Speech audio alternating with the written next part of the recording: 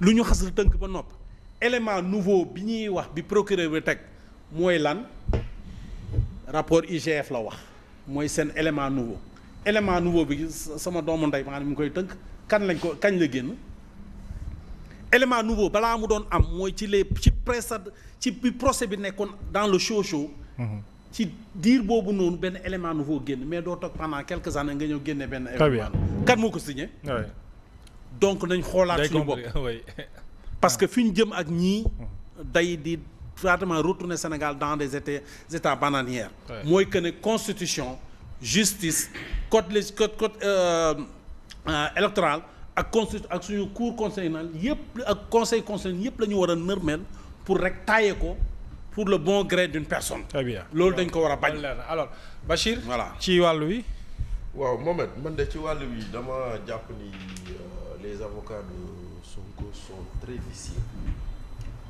Ils sont vicieux ndaxte en réalité on nous amène sur une fausse piste. je vais m'expliquer ndaxte maa ngi dégg Mané sànq muy wax naan article 627 code de procédure pénale nee na la tu as un délai de 10 jours waaw pour produire la preuve et tout mais Mané il faut retourner à l'article 626 article 626 code de procédure pénale dernier alinéa ñii porox ndoll boobu ndëgg sërëx boobu la ñu bëgg a tegal parce que dernier alinéa da ne procédure de diffamation bu ñu ko ubbee te mu am une enquête pénale dañuy teg diffamation bi ci suuf ba enquête pénale bi jeex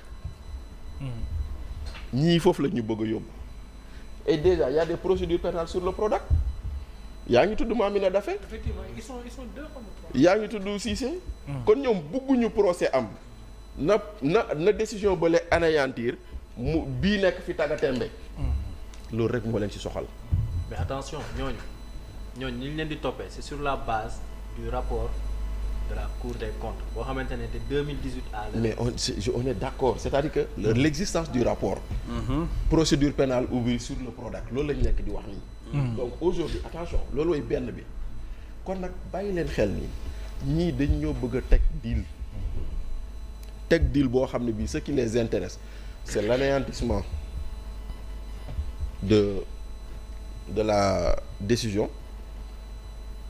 et beneen bi que procès bu mu am pourquoi l'anéantissement de la décision bu leen fàtte ni ñoom dañoo mës a wax ni procès Mame Mbaye Niang ci loi d'amnistie la bokk wax nañ ko waxatuñ ko non et ils l'ont même défendu dans le rabat d'arrêt en disant que loi d'amnistie mais sauf que la loi d'amnistie moo ne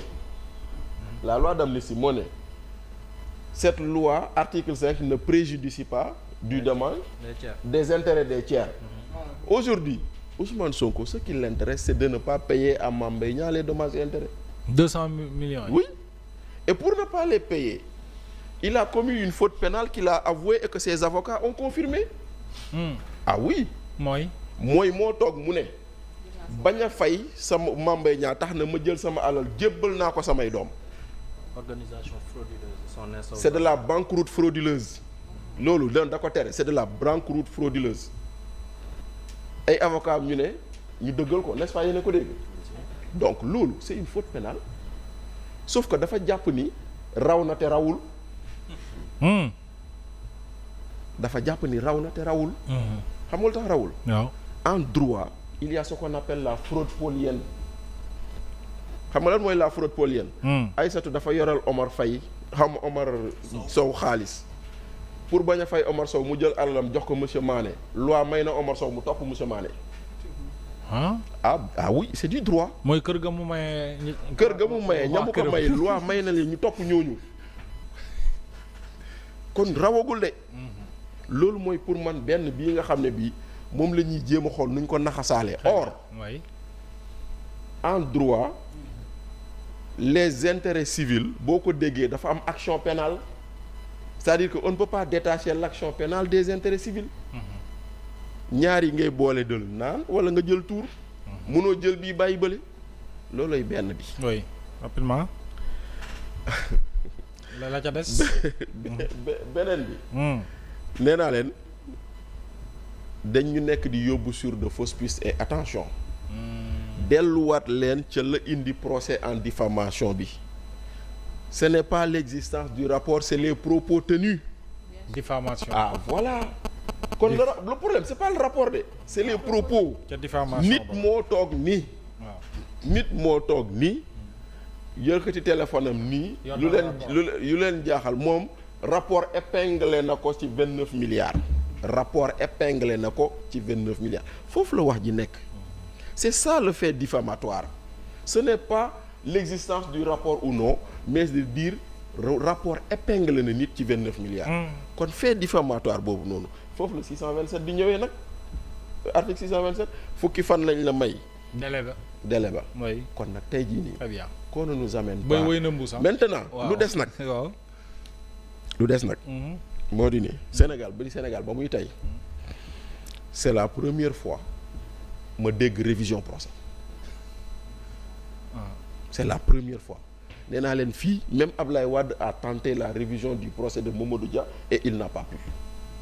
exactement. maintenant tey jii nag reste à savoir est-ce que les juges.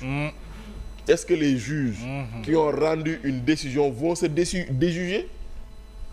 Maintenant ce sera eux par rapport à leur responsabilité parce que jusqu'à présent révision amagul de déedéet là actuellement ce qu'on a c'est une demande procureur une demande qui doit être examinée. Le procureur est dans son rôle aussi oui mais on peut comprendre c'est-à-dire tu peux lui en vouloir parce que le procureur tu peux lui en vouloir qu'il se soit dédié amul problème mais liggéeyam lay def dañ ko yónni mais maintenant il faut dire que pour l'instant révision amagul c'est une demande de révision qu'une commission doit examiner pour voir les arguments qu'on leur présente. C'est bon à savoir. Pour savoir c'est juste une demande. waaw pour savoir ndax dañ koy accorder. wala duñ ko accorder et ci forme bi déjà la ñuy njëkk a xool. mais bien sûr on regardera la forme avant de rentrer dans le fond. alors Omar.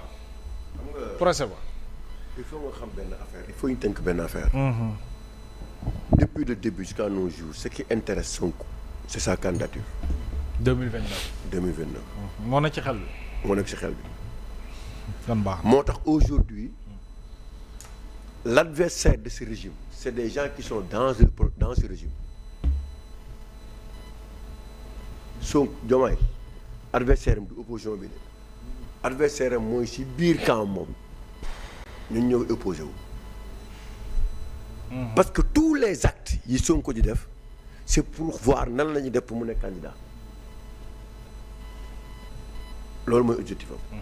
tey bu ma doon xool le bilan des 2 ans tey ñu toog nii ñu ne bilan bi may leen c'est le rapport de Mame Mbaye Niang mooy bilan bi wax ma ban jour ngay toog yooyu ñu wax rapport Mame Mbaye Niang